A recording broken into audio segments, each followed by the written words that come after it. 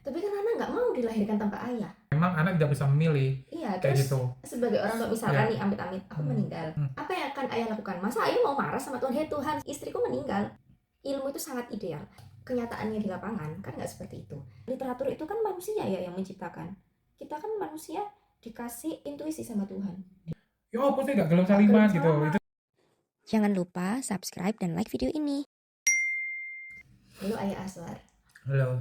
Dari kemarin kita kan selalu membahas kehadiran orang tua untuk anaknya, untuk menunjang tumbuh kembang anak yang optimal.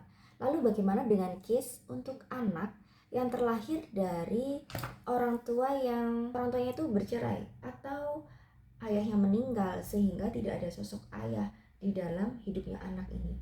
Menurut ayah, apa yang bisa dilakukan?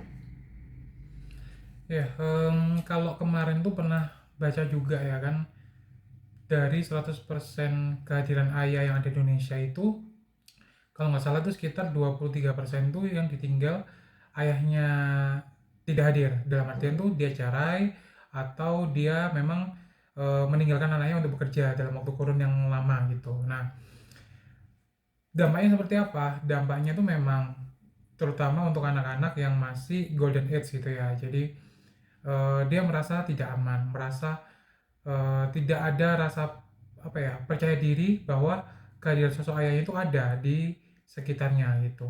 Nah, sebenarnya sosok ayah ini sangat penting gitu ya teman-teman. Kenapa? Karena ketika dia hadir, dia bisa memberikan rasa aman, rasa apa ya, support untuk anak-anaknya ketika berada di rumah itu sangat penting. Terlebih kalau anak perempuan ketika dia ditinggalkan oleh ayahnya yang mungkin cerai atau meninggal gitu ya, atau tidak hadir dalam waktu yang lama karena dia bekerja, itu rasa tingkat kepercayaan dirinya itu memang menurun. Dia tidak pede untuk menunjukkan bahwa dia itu yakin, dia itu ada gitu di saat itu. Nah, selain itu saya pernah baca juga anak perempuan itu yang tidak merasakan kehadiran seorang ayahnya, dia itu juga akan merasa takut dengan sosok laki-laki. Termasuk ponakan saya ini juga, dia memilih, dia memantau dulu mana sekiranya laki-laki yang membuat dia itu nyaman gitu. Kalau dia nyaman, dia akan bisa mendekat, bisa berkomunikasi sesuai dengan kemauannya dia gitu, tanpa paksaan. Tapi kalau dia merasa tidak nyaman, merasa tidak ada feel dengan si cowok ini, akhirnya ya dia merasa takut, nangis, merasa tidak ingin berkomunikasi dengan si cowok ini, kayak Iya, gitu. iya aku potong. Tapi kan anak nggak mau dilahirkan tanpa ayah. Ya itu kan pilihan lagi ya gitu. Dan memang anak tidak bisa memilih Iya, kayak terus gitu. sebagai orang tua misalkan Ya. nih amit-amit aku Hmm. meninggal, ayah single parent, Hmm. apa yang akan ayah lakukan? Masa ayah mau marah sama Tuhan? Hei Tuhan, istriku meninggal, anakku butuh butuh sosok ibu. Secara teori seperti itu, tapi kan kenyataan di lapangan tidak seperti itu. Ya. Solusinya seperti apa menurut ayah? Itu maksudku. Ya solusinya ya ayahnya harus hadir gitu, harus Ya hadir terus wanitanya. menggantikan peran dari si ibunya gitu, mulai dari ranah domestik, mulai dari ranah emosionalnya gitu. Jadi memang harus hadir menggantikan sosok ibunya gitu di rumah tangganya gitu. Jadi ya mau nggak mau ya harus belajar sebagai seorang ayah, belajar untuk masak, belajar untuk mengerti anaknya, belajar untuk bisa menghandle urusan domestik, baik itu cuci piring, cuci baju dan semuanya itu ya memang harus bisa semuanya gitu. Walaupun tidak seenak masakan ibunya ya mungkin gitu ya, tapi kalau masakan saya lebih enak sih gitu ya. Jadi Coba ya tanya balik habis ini ya. lebih apa ya, lebih harus belajar gitulah bagaimana menjadi seorang ibu di rumah gitu. Nah, kalau ibu sendiri gimana ketika sosok ayahnya mungkin tidak ada gitu ya, mungkin ditinggal meninggal atau enggak, eh suaminya mungkin bekerja Bercerai. lagi gitu ya, atau bercerai dan sebagainya, itu bagaimana pandangannya ibu? Ya, ilmu itu banyak sekali. Ilmu itu sangat ideal, tapi kenyataannya di lapangan kan nggak seperti itu. Jadi hal yang pertama saya lakukan sebagai seorang ibu, misalkan nih amit-amit suaminya nggak ada karena bencana atau apa, atau bercerai, hal yang pertama adalah menerima. Ya sudah, menerima. Memang saya tahu teori itu benar, tapi kenyataannya kan nggak seperti itu. Masa saya mau marah sama Tuhan? Kan nggak mungkin. Tapi memang di dunia ini Tuhan menciptakan itu ada energi feminin dan maskulin. Setiap manusia itu memiliki dua energi itu. Wanita memiliki itu tapi lebih condong ke feminin. Sedangkan laki-laki memiliki energi maskulin dan feminin, tapi lebih condong ke maskulin. Nah, membesarkan seorang anak itu membutuhkan kedua energi ini yang utuh. Jadi ketika nanti misalkan saya harus membesarkan anak saya sendiri, energi maskulinnya ini ditambal dari mana? Amit-amit misalkan cerai gitu ya. Ya dari orang sekitar laki-laki yang dia berjiwa utuh. Maksudnya utuh itu seperti apa? Dia sehat, bukan manusia yang toksik. Itu jauh lebih baik. Atau misalkan ada anak yang orang tuanya bercerai karena sesuatu hal, misalkan KDRT gitu ya. Karena KDRT akhirnya istrinya berpisah dengan pasangannya. Nah, si anak ini bisa loh memang tetap dikenalkan atau didekatkan dengan si ayahnya. Tapi kan itu nggak bagus untuk psikisnya, untuk apa segala macamnya. Jadi memang harus dipisah terlebih dahulu. Malah kehadiran ayahnya itu akan merusak tumbuh kembangnya, itu kalau menurut saya. Tapi si anak ini itu bisa dekat dengan mungkin pamannya, dengan kakeknya, yang dia itu lebih merawat dengan penuh kasih. Jadi membesarkan anak-anak, kasih sayangnya itu nggak melulu dari orang tua kandungnya. Kalau menurutku ya, ada anak yang dilahirkan dari orang tua yang nggak bersama atau meninggal atau apapun itu, ya nggak apa-apa. Dia lebih baik hidup di lingkungan dengan orang yang memang tulus mencintainya dan sehat, lingkungannya sehat, daripada dia ada kehadiran orang tuanya tapi malah merusak dia, entah itu ibunya, entah itu ayahnya.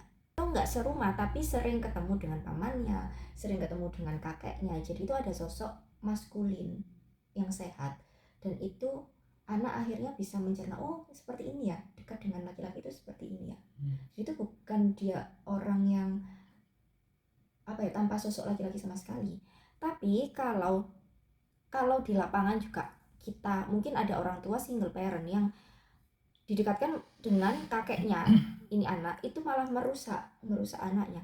Ya sudah, memang ada visi jiwa si anak ini yang dilahirkan di dunia tanpa laki-laki. Nggak tahu nanti sama Tuhan itu dikasih pesan apa. Entah nanti dia harus melewati banyak hal, bertemu dengan pasangannya yang bisa puk-puk dirinya ketika mulai kecil tanpa sosok laki-laki, ternyata dipertemukan dengan laki-laki yang menyayangi dia. Itu sih.